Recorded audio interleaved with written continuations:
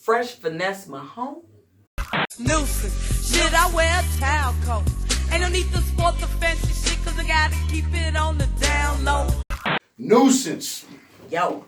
I watched you perform as a fan. Nuisance. Shit, I wear a towel coat. And the DJ fucked up, remember? Yeah. I'm watching the nigga, and I know he watching me, but he don't know that I'm watching back, and I'm strapping my nigga, young buck out my back. He was fucking up with your music. Yeah. But I don't know if he fucked up, but the music did fuck something up. happened. I don't mean to put him on blast like that or nothing like that. Something happened, but I mean, like, that's happened to a lot of people that I've seen it happen to, and they'll freeze up or they'll go tell the DJ to start it over or something like that. You told him, just stop. So pray this motherfucking soul the key. I don't need anything. I'm an MC. And you fucking rocked it. Thank you. It's what we You do. had the whole goddamn building stomping their feet to make your beat. Yes. And the homies why they beep us beat. Damn, oh fuck yeah, shit. My boy there, what caused the blood there? That's why I say the greatest MC Thank you. from me from Chicago. You know what I mean? Because not anybody could just not anybody understands what it is to be an MC. My boy there, what caused the blood there? Two to the motherfucking bone. Like, do you listen to any of the new artists coming up? Is there anything? Yeah, I mean, for me, I do a lot of things, right? And so it's very little time that I have to immerse myself in the other people's music because I'm always wanting to push my own music.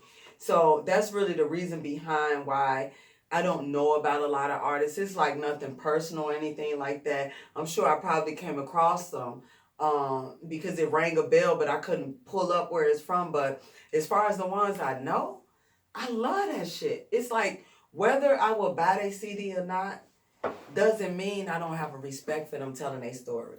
I love when people could use music to just let it all out on the table. I respect everybody.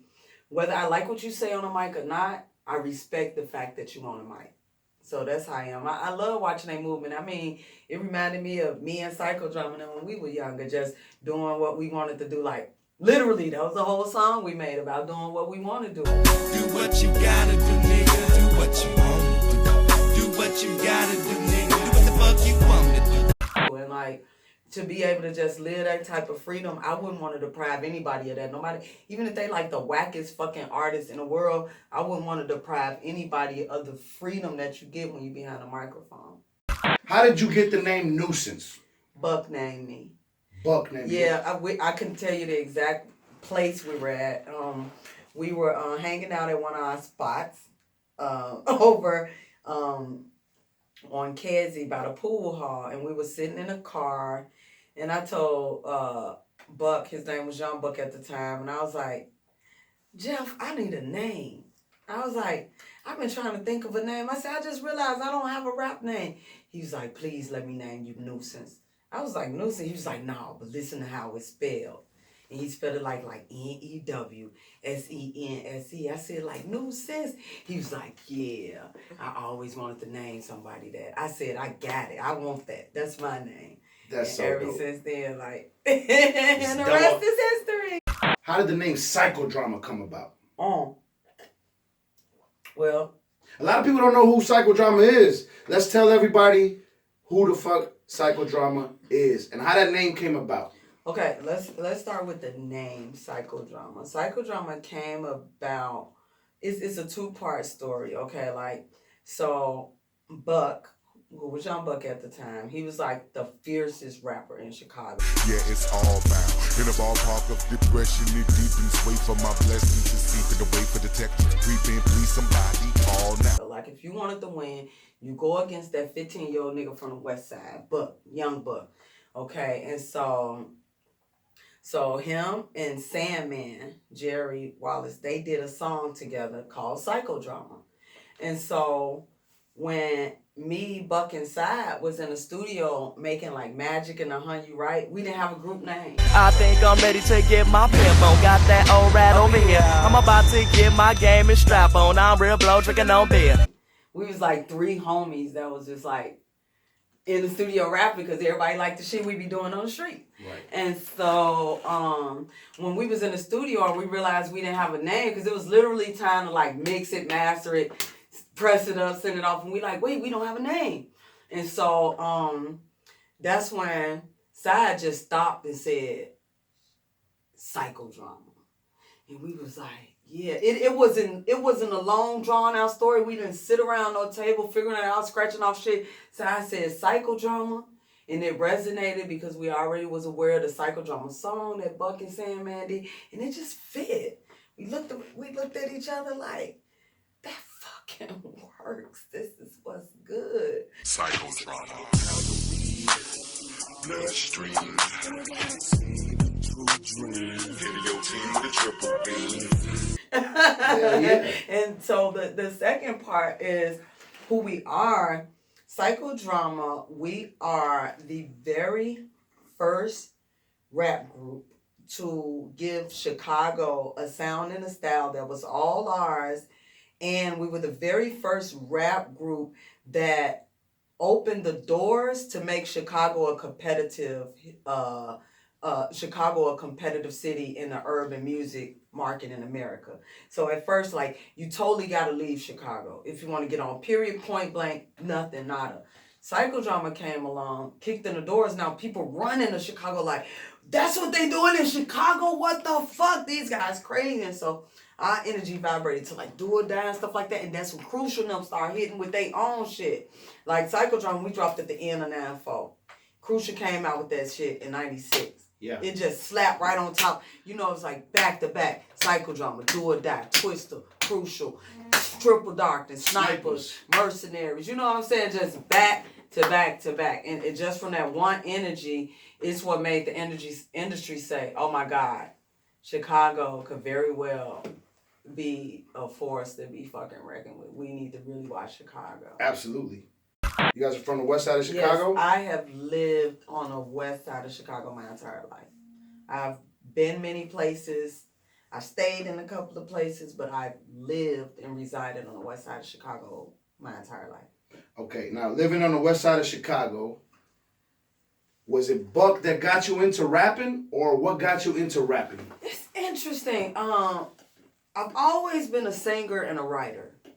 And writing was my thing. I didn't really know what I was doing with my writing, but I just knew I wanted to write these things, okay? They were just words. And I kept a book with me all the time. And the answer to your question is yes, about Buck. Just get there. Okay. And I had a notebook with me all the time with my writings. And so Buck and Side were the rappers. And me and my cousin were the singers behind the rappers. So we sang with them and like threw a little extra, like, me and my cousin was the two, like, no motherfucking love. These niggas are about, you know, in the Do or Die song. So that's me and my cousin. We had the exact same voice. And so,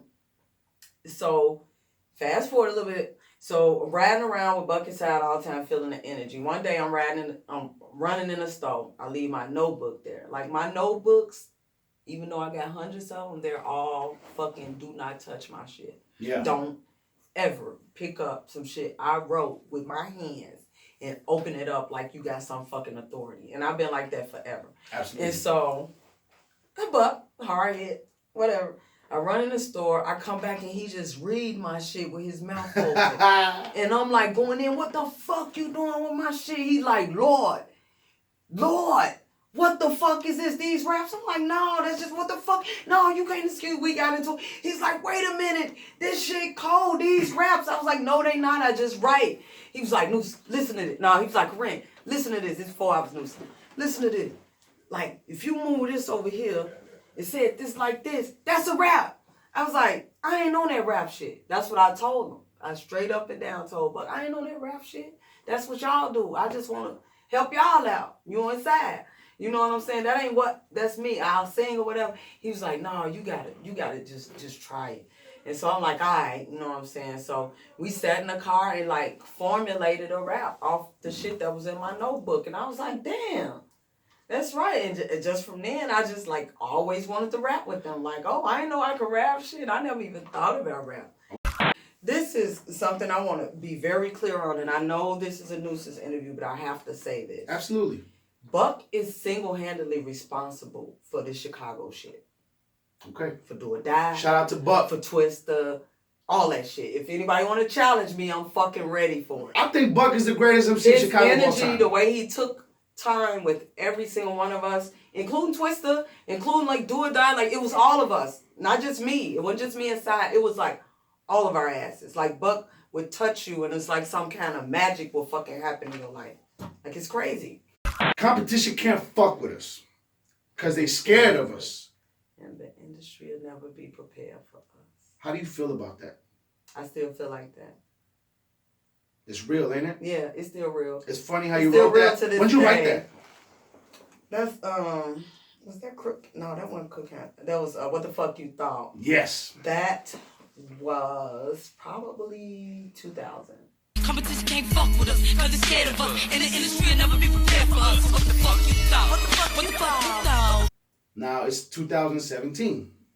Still. And that shit still Yes. applies. You want to explain a little bit more about what you mean by that slogan right there? Well, like, Psychodrama, we gonna always be like the Animaniacs. Like, we these real fun-loving people, right?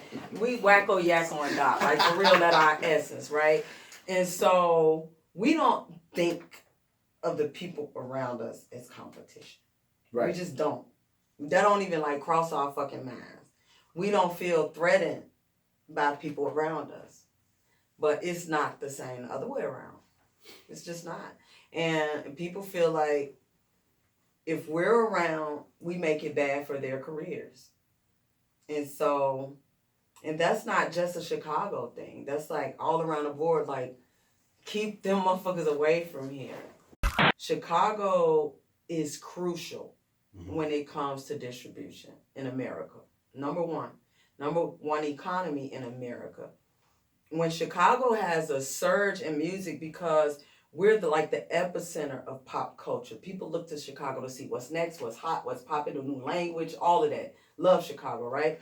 And so if Chicago surges, we take the entire Midwest region with us, including the number one economy, right? Which is us. We're our own number one economy. We're sitting in the top of America's economy, right? And so then we take the South with us, because most I as Southern anyway. Mm-hmm. We got Southern roots. Right. And so that leaves East Coast over there buying East Coast shit, West Coast over there buying West Coast shit, and Chicago's taking everything. In the middle. So it has to be a break. It has to be East Coast, West Coast, down South. They have to say, fuck Chicago. Don't let them niggas on. Sign them and put them on the shelf. Do what you got to do. Don't let them start an industry. Now, I said that 20 years ago when I never signed, right? I never signed with anybody because I understood what was going on then. We'll get to that in a bit too. Okay, So, I was just going to say, 20 years later, Chance the Rapper, yes. Grammy song that says, if one more label try to stop me. If one more label try to stop me, it's gonna be some dreadhead in your lobby. Yes. I'm going to lead on words right there. Yeah. Did he just say labels tried to stop him? Absolutely. That's all I'm going to say. How many times you going to find a nomination for an independent mixtape? Exactly. So that's really good. Exactly. Okay. Why? It was Chicago. We are our own economy. We really don't need others to make it. Have you ever felt like giving up? Has that ever crossed you like, just fuck this shit? Yes. Yes? How But did you deal with that? it wasn't the music itself. It was the industry. Why do I have to deal with that? When one, I got so many other talents I can still live and be okay. You know what I'm saying? And for two, I can just do this shit because I love it. I need to do it because I love it, not because I feel like I have a responsibility because I'm the queen of Chicago rap and hip hop and all this shit. I need to do music because I love it. If you tag anything else along with it, it's not going to work out. Let's go back to what I said earlier. Psychodrama put Chicago on the radar with urban music. Let's finish that sentence. Using gangster rap. Right. Okay? So I don't judge nobody on that end. I just think it's a place and space for it. Like, prime example, back then, we used to have a lot of, the radio need to play Chicago shit. And I was the one saying, man, y'all, we don't need the radio playing our shit. And I wouldn't let the group like turn in Psychodrama music because I'm like, our shit don't belong on the radio. And so Pink House was like, fuck that. I'm gonna just bleep out everything. That's when he just started doing a fuck that. If I like a song, every curse word getting bleeped out, I'm still playing it. What's the big deal? It doesn't hurt anybody.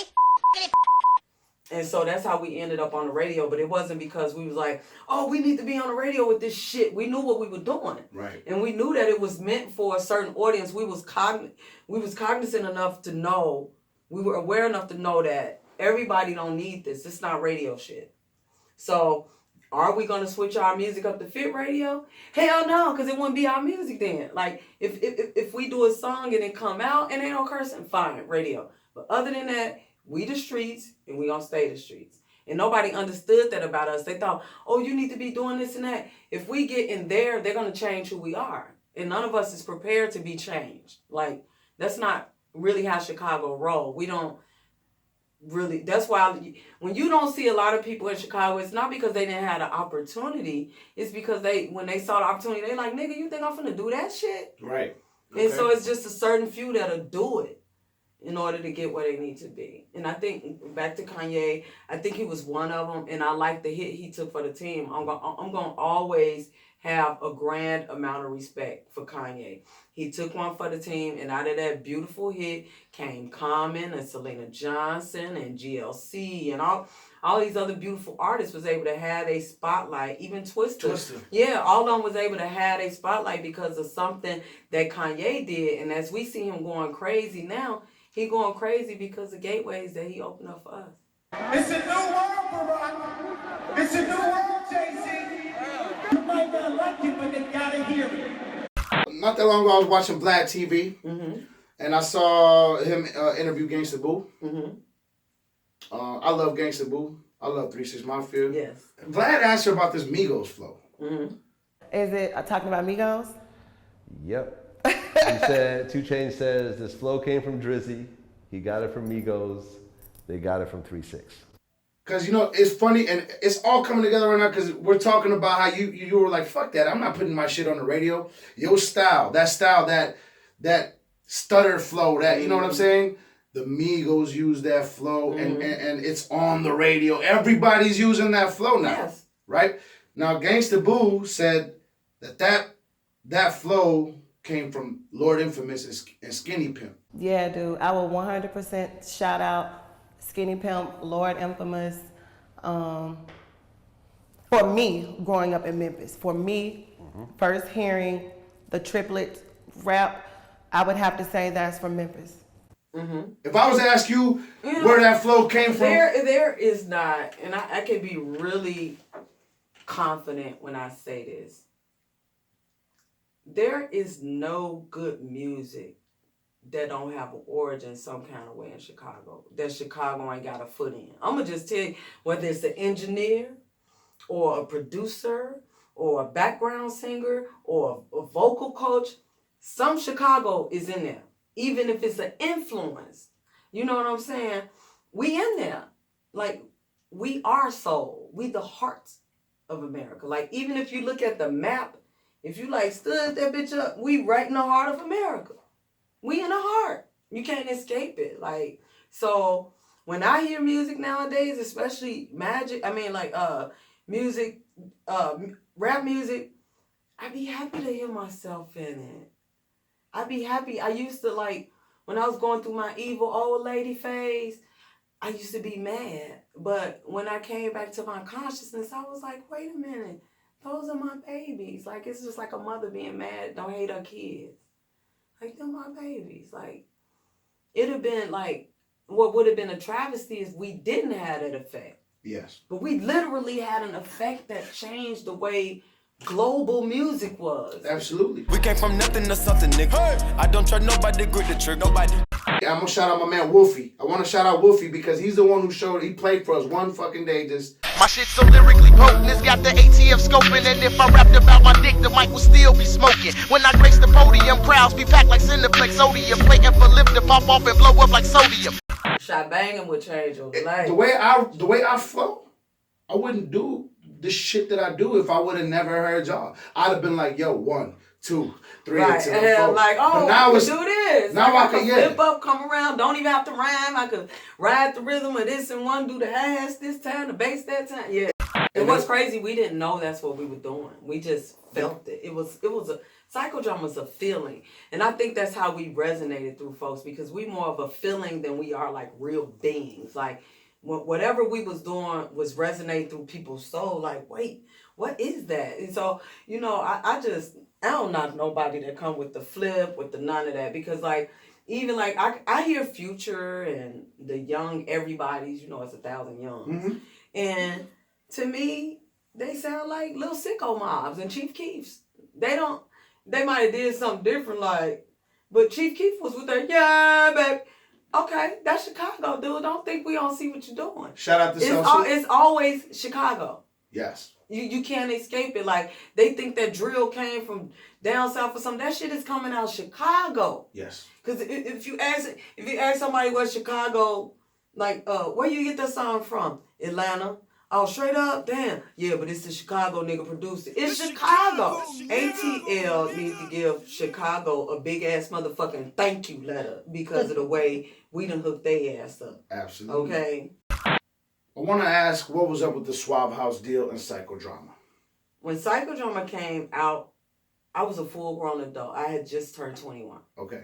Buck and Sal were younger than me, like, by 4 years. So they was like freshmen, sophomores in high school, whatever. You know, sophomores in high school, juniors. And so they were like freshmen when we met, and when we dropped, they were like juniors, okay? And so it's like I had a different perspective. So if I see a contract, and I also, when I had got out of high school, I went to a business school, and I learned about communications. And I learned about words and how people use words and stuff like that. And how words can mean something different if it's in a contract. You know, just words. I always like words. And so when I saw the contract, I'm looking at a contract that says 7-album deal, right? Mm-hmm. And inside the 7 albums, it says each album could go up to 3 years to promote. Oh, shit. All I saw was 21 fucking years. Hell no. And so when Tony Draper asked me, well, why I didn't sign, you know, because first of all, they presented it like, this is non-negotiable. This is the deal we giving y'all. And like my guys looked at each other, and like I said, they're younger than me. They're like, wow, you know, this shit is great. And I'm like,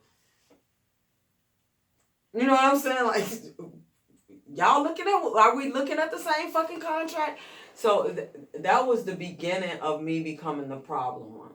One day I was at home. It was like some up in the morning, like 1 or 2 o'clock in the morning. My doorbell ring. I go to the door. Jeff just standing in the doorway like, Lord. I'm like, what? What's going on? Everybody okay? He's like, man, I swear, you got those clothes. We need to go somewhere. I'm like, what's going on, Jeff? What's going on? He's like, man, I swear to God, motherfucker just called me and said, rap a lot in town, and they looking for new artists, and they did a listening session over at the studio we went to in in Maywood. I was like, yeah, they did a listening session. They heard 110 acts, and they only liked one. And they was like, everybody kept telling them, find Psychodrama, find Psychodrama. So they sent this car, and he backed out the way. It was a limo out there. They sent this car to come get me and told me to come get you inside. I can't find inside. I was like, is this how Buck let's talks go. right Yeah. He talks real deep. Oh, I'm sorry. I'm out the camera. So, I'm sorry. I'm out the camera. I get excited. You all good? But this is how Buck's talking to you. Yeah, because he was in shock. And Buck is that mild-mannered. Like, that's his normal talk. The way he rap, he talks like that. And so he like, man, G, I ain't lying. So I get dressed. I get in there.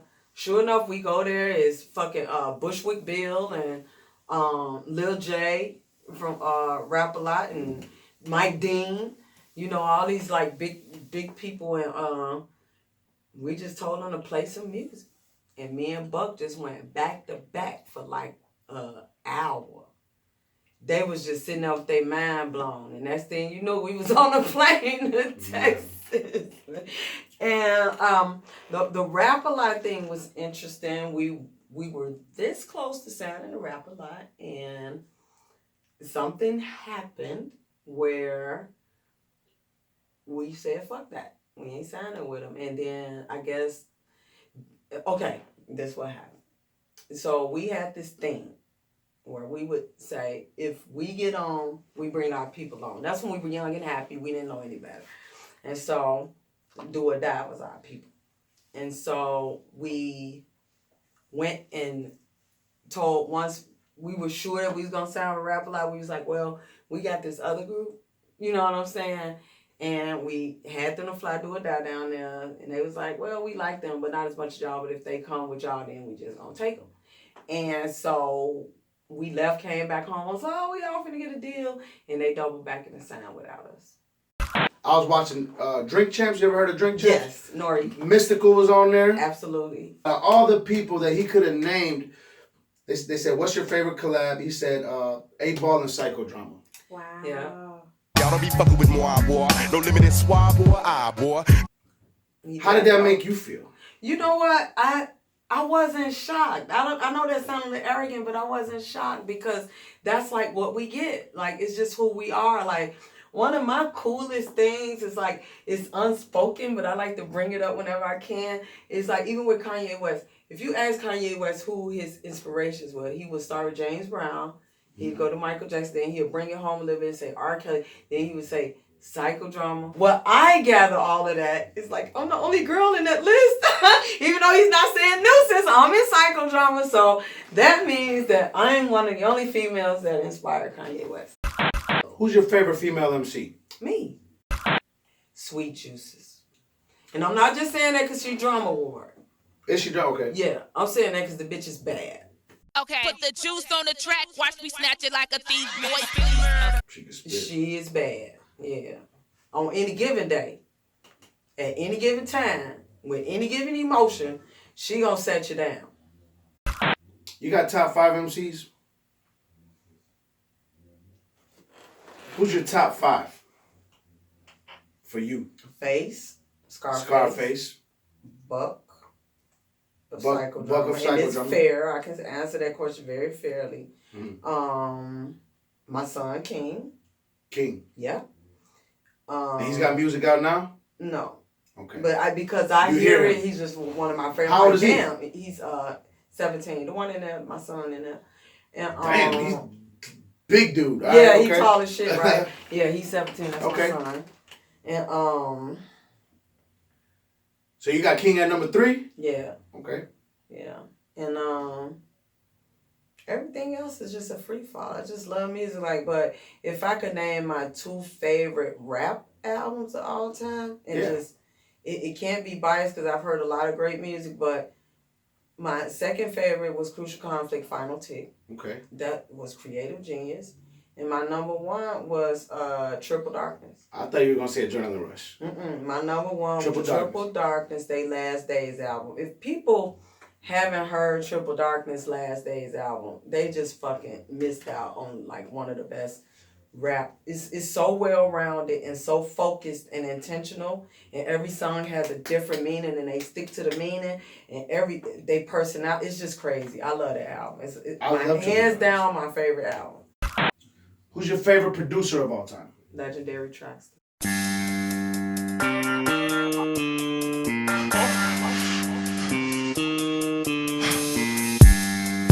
I knew you was going to say that. I knew I was going to say that. I don't even know why.